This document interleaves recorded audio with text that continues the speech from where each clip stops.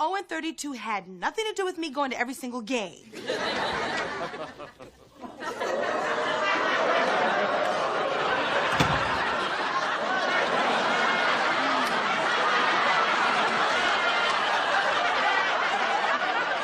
Mom, I'll call you back. Max, I'm no fashion guru, but that whole jacket around the waist, torn dress look is really not working for you. You will not believe What happened?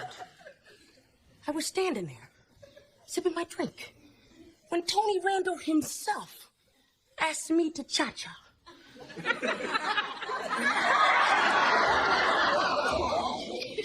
After just one cha, the whole dress rips apart.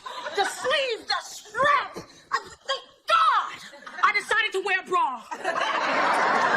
Martina's gonna kill me when she sees what I've done to her dress. Well, now, Max, I don't think so. She rigged that dress to fall apart for a fatal cat fight scene in Palo Alto. Wait. You mean that little jackal knew that this was going to happen? And she didn't try to warn me? Oh, now, come on, Max. You did take the dress without her permission. Besides, jackals are a very important part of our food chain. Yeah. Well, you just can't leave carcasses lying all around. Come on. Well, that little scamp. She certainly knows how to pull a practical joke. Oh, well. See you tomorrow. Max, you're scaring me. You seem a little too calm. Well, that's how you get sometimes when your soul is settled and you know it must be done. Now, as I mentioned before, I said that Living Single was a template because, I'm not just saying that. It's because the cat said it. Maxine, Erika Alexander, she said, Living Single was a template to a very popular show, Friends, which started a year after Living Single. Erika Alexander, the woman who played Maxine, even talked about how Living Single was overshadowed by Friends. It was. Who basically stole the idea from Living Single. Definitely. I'm going to talk about conversation points of what Erika said. I feel like my barometer was pretty good at that time. I was already really attuned to social issues and issues of equality. Hold on, wait for it.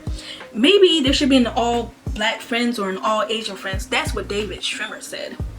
Hey, ain't that David Schwimmer? This is what Erika said to David Schwimmer after what he said, because it was controversy about why Friends was kind of controversial because of the template it came off from, and no credits. Yeah. So, are you seriously telling me you've never heard of Living Single? This is what Erika said. We invented the template. You're welcome, bro. So there can never be an all black Friends because Living Single was original. Because Friends was an all white Living Single. In America, black people consistently innovate and create original content and unique trends. Hell, we disrupted European dominance, this is what Erika was saying. European dominance and began a path to a world-class American culture the minute we stepped off the slave ships. But rarely do we get props or fair payment for it. Exactly. We did a lot in this country. Do we get the credit we deserve as much as we have done? Not really. But we get silent voice credit. The silent majority. But thank you. Love you all. If black people and our accomplishments are continually not seen, then it's easier to ghettoize us, to marginalize us, to shoot us. Exactly. So yeah, Erika very much so a strong voice behind the show. Yeah. And let me go into TC. His voice is so smooth. I love his voice. But yeah, TC Carson, the one that played as Kyle on Living Single, he actually got fired from the show. Like the last season. And because I was like, he's about to go away. Because him and Maxine were doing the sneaky links and everything. And she said, I love you. And he said, huh? And then, but she, was like, yeah. And he's like, okay, but I'm going to be leaving to London, but do you want me to stay? And then she's like, I don't know if he said, do you want me to stay? No, he wanted her to go with him. And she was like, no, I have a life here. I have my friends. And he was like, okay, you know, but I could take care of you there. But Maxine, being strong-headed that she was, he's like, nah. So yeah. That episode happened where he was going off into, you know, London and everything because he had a new job opportunity. And, you know, he's, of course, they love each other. He, you know, he really wanted Maxine to come with him, but she's like, nah, she was strong-headed. And she was very, very, very, very stubborn. And then after that, I was like, this seems kind of familiar. Like, you know, like with the whole Martin thing, with Martin and, why was I about to say Pam? Martin, Pam, and Maxine and Kyle had the same dynamic with the insults going on. That was kind of funny. What did Martin and Pam hooked up? No, but Gina. But yeah, so Martin and Gina, when she left and everything, like, it's like, and that dynamic was gone. Like, the show was really, it was still funny, but it was really nothing without them. So, but I'm not saying Living Single was nothing without them. It's just kind of like, okay, why is he leaving? So, you know, he comes up in the last episode. It's like, okay, you know, cool. But he wasn't here throughout the season, the last season. And then I looked it up, and he said he was fine. You ultimately left the show prematurely. No, I got fired. It wasn't that I got fired, it was the way it was done. But behind the scenes, they, you know, there's struggle behind the scenes of what he said, and he was like, okay, he was the voice of reason. He was the voice for the cast. I am going to do this, that, and the third, and we can go forward from there. And, you know, I'm not surprised. You know, he just has, like, something about him that just looks like he's in charge, on screen and off screen. So I'm like, okay, I'm not surprised. And then one time, you know, he suggested something, said, well, they listen to you. And he was like, well, you know, if I'm doing all this, why don't I get paid more? Could say what we needed to say about it. Then, you know, things started to change. One thing I do, I will never regret is speaking my mind about how I felt about what they were asking us to do. And I think a lot of that shaped who Kyle was. And I won't say a lot, but there were times when we had issues on the show and we would come to them as a cast, but I would be the spokesperson for it. And so that last season before I left, they called me in and they basically said, well, you know, all these problems that, you know, we've been having, they listen to you. You're the person they listen to. So if you said something else, then they would do that. And I kind of looked at them, I said, well, first of all, we're dealing with 5 grown people, and they have their own mindset and their own ideas about what we're doing. And everything we come to you with is a group decision, not my decision. But if you think I have that much power, then I need to have a different job. I need to have a different job. And I don't think they like that. But he got fired because they really did not like him being that voice of reason, you know, because at the end of the day, it was so different back then for black people to have a voice. For real. And to have a strong black cast and all of that, the reason why they ended it so early was because it was a lot of things going on in that era that it didn't work out and they weren't as popular as Friends. And this is why, you know, he was a very, you know, calculated and smart gentleman on screen as Kyle and off screen as TC. And I just liked the way how his voice was never diminished or dimmed or the same thing. But yeah, so with Kim Coles is the one that plays Sinclair. Started doing, you know, her own thing and everything, and her voice after the show, it's just, she's really kind of like was doing her own thing. She's still successful in her own way. And yeah, like I was like, I was happy for her, and she actually was on, you know, of course, not living single, one-on-one, and she, you know, did some things afterwards. But yeah, Sinclair, Kim Coles. Sentinel, Kim Coles began doing stand-up comedy around 1984 after she killed it in front of an audience at a Big Beautiful Woman beauty contest in Atlantic City, New Jersey. That was my first comedy gig ever. It won me the first runner-up in the contest, and that's when I said, oh, comedy is the way to go. Once I saw the reaction of the audience, I knew this is what I wanted to do. Coles also did not want to compete in another plus-size beauty contest, which caused her to diet and lose 50 pounds.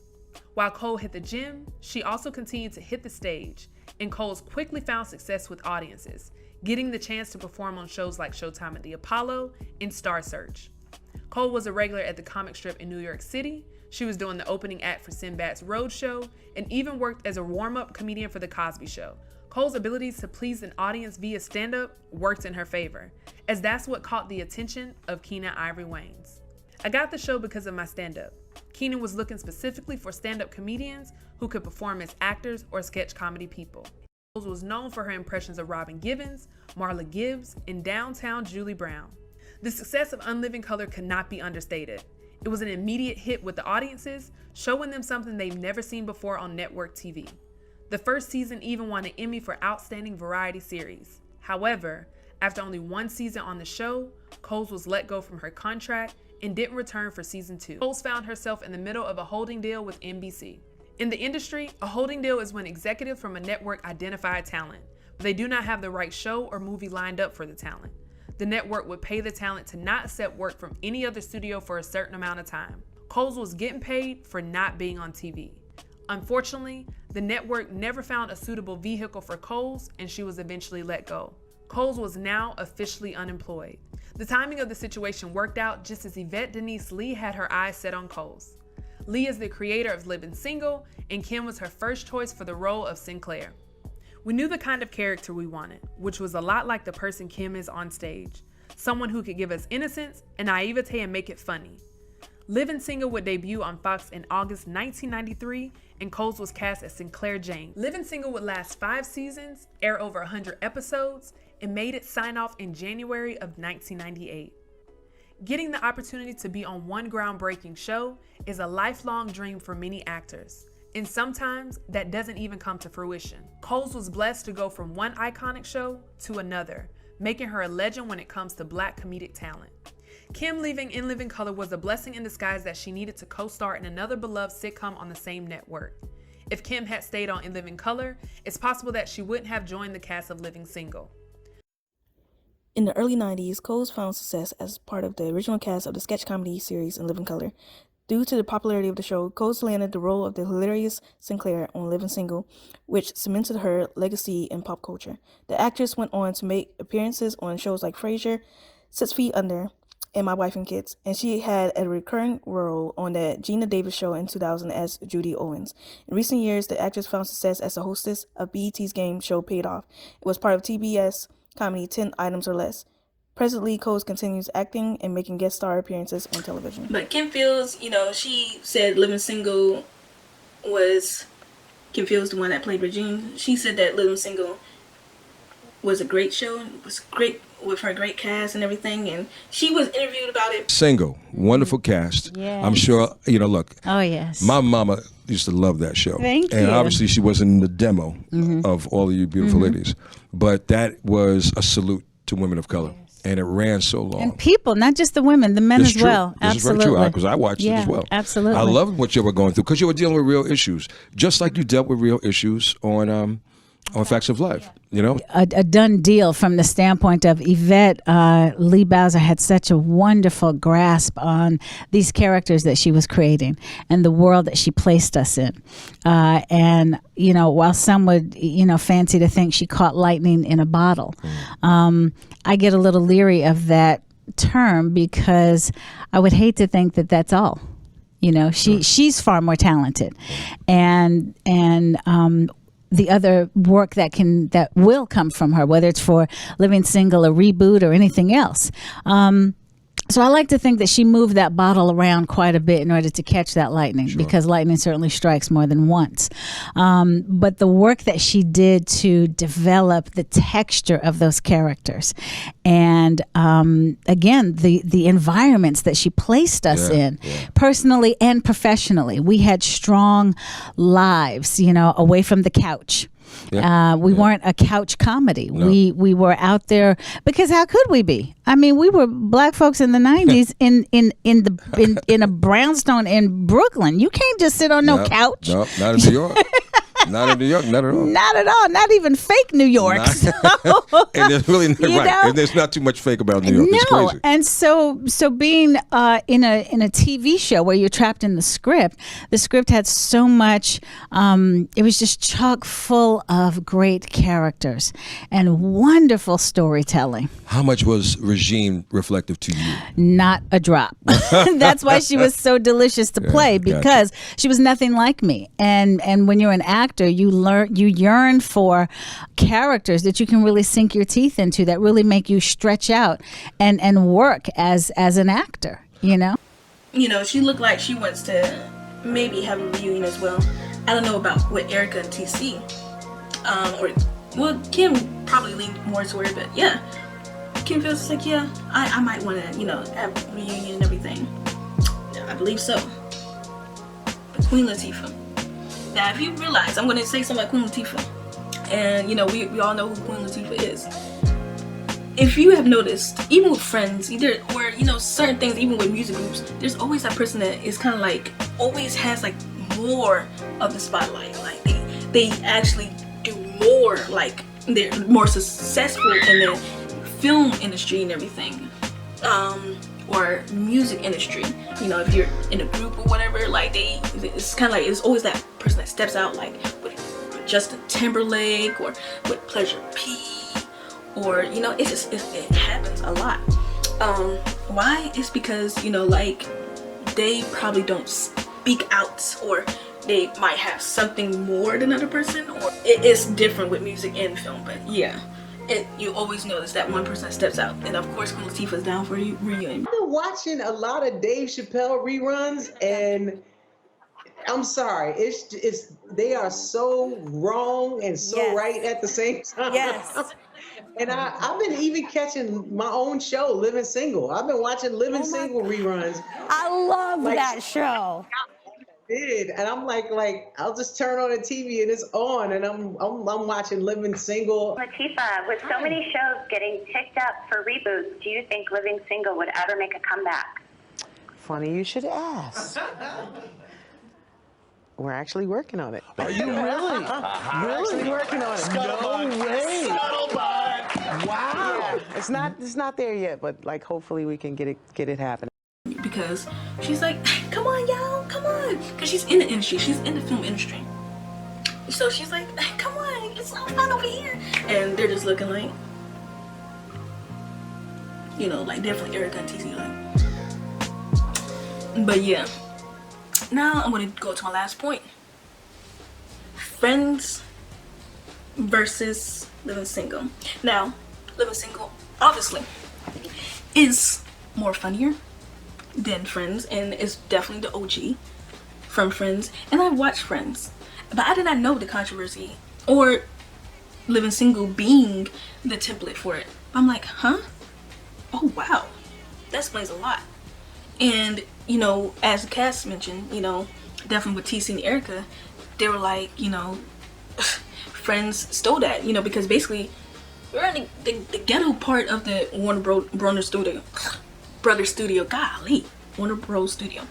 And they were in the nicer part. But the thing is, I thought that apartment in Living Single looked better than the little loft that they had in Friends, because it was more homier, and I don't know, I liked it more in Living Single. Not because I like Living Single more, it's because it just looked better.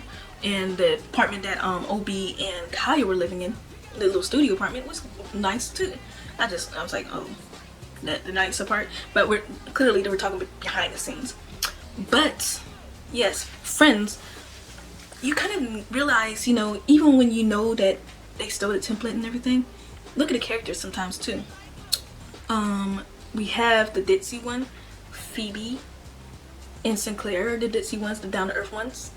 And we have the bougie one, kind of. I'm not saying that, but Rachel's rich, but Regine's bougie. It's not actually, it's similar, but it's not actually exact. I can't really compare Joey with Kyle. I can't compare those two. They're both ladies' men, but in their different ways, because Joey's definitely dumb, and Kyle's definitely smart. And Kyle's more smooth and, the Jeffrey Butler of ladies. for the ladies, you know, very smooth and, you know, very class and very fashionable.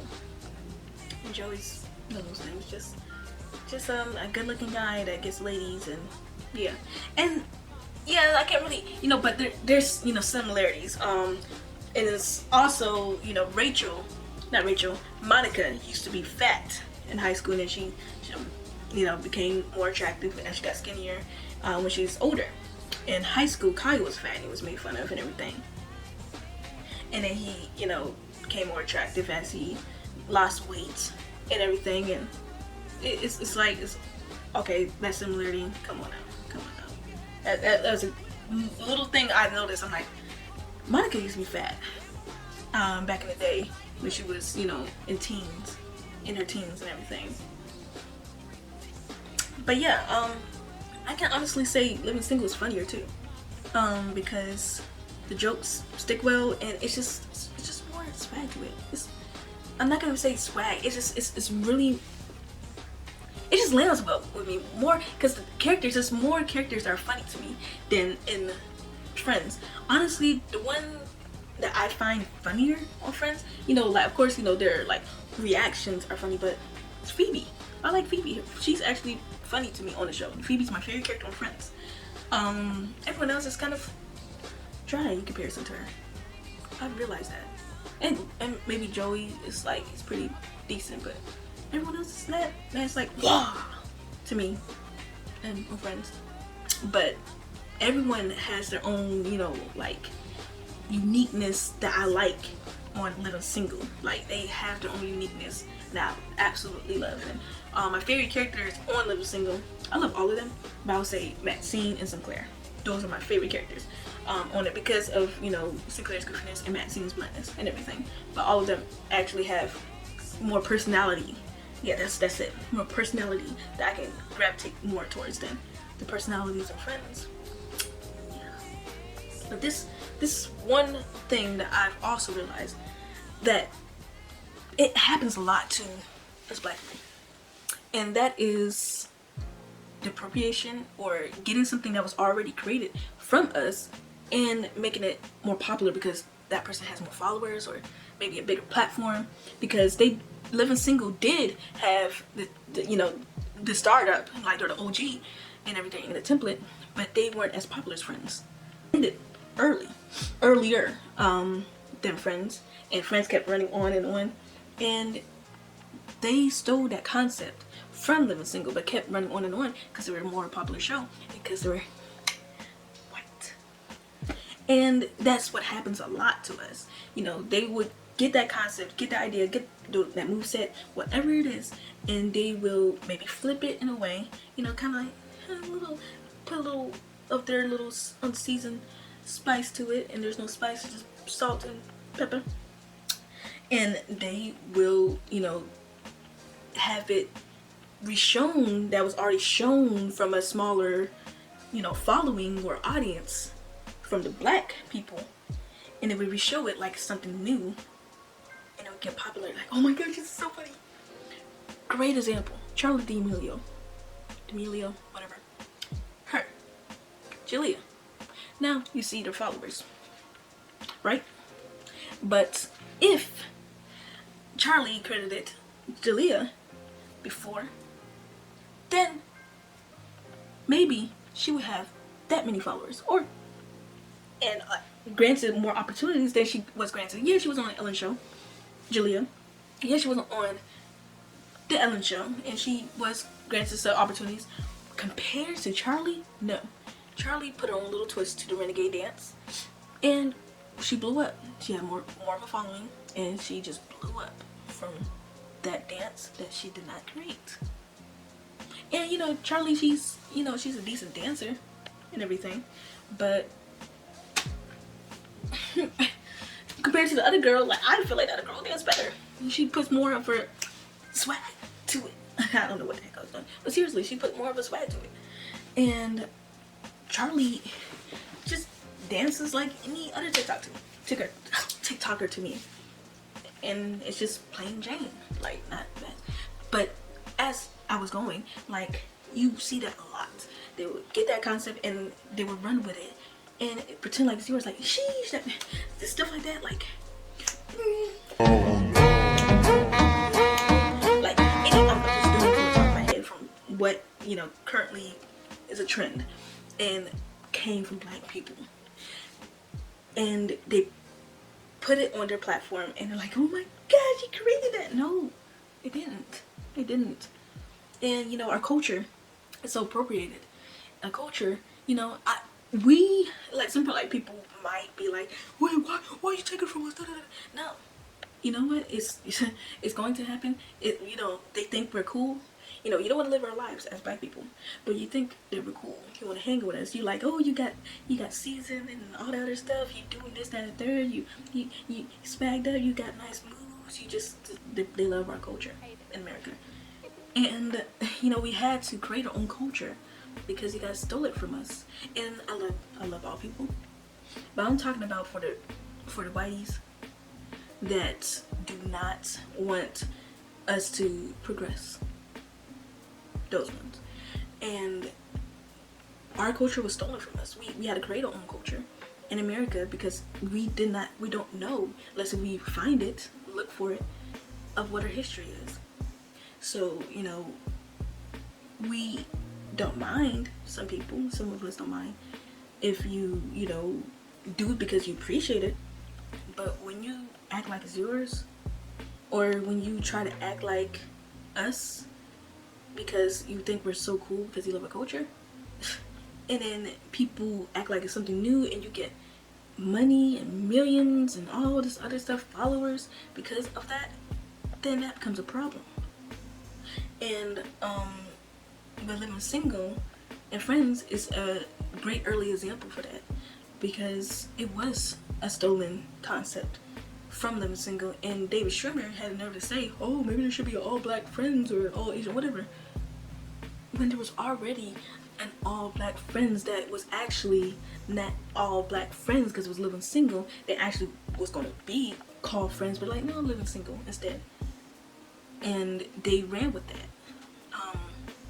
And you guys ran with their idea of 6 friends living in New York, going through the tropes of dating and their careers and all that other stuff.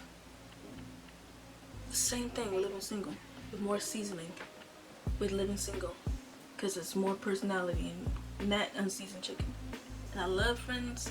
I'm not going to be biased with it. Friends is actually funny to me. It's funny to me, but is it as funny as Living Single? No, it's not. There's characters don't stick like they do with the other characters on Living Single. That's just how it is. So the importance of black representation is that we need a positive reinforcement, like on screen or in different ways, and like in music and everything, because if we don't, then we are polluting.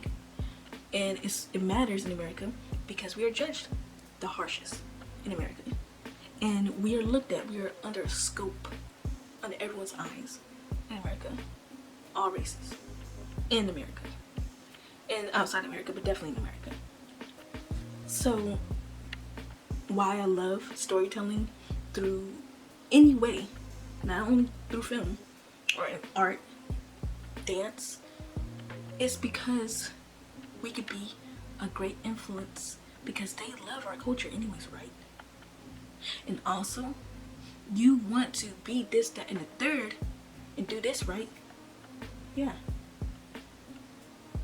So, Living Single, Friends, I want to have more great black representation through many platforms, through many genres, other than, of course, drama and all the other stuff, and in different ways, like sci-fi and fantasy and all that other stuff. And it's just a great feeling to have shows like Living Single out and about. And one of my top 5. But yeah, thank you for looking at this review. I know it's long, but with shows that has this, has this impact. It has a great impact on me, and it has a great impact on the community, the black community, and the community as whole. Definitely a community that's doing like Friends. So yeah, I really, you know, I'm not gonna shy away from me talking deep about something so great.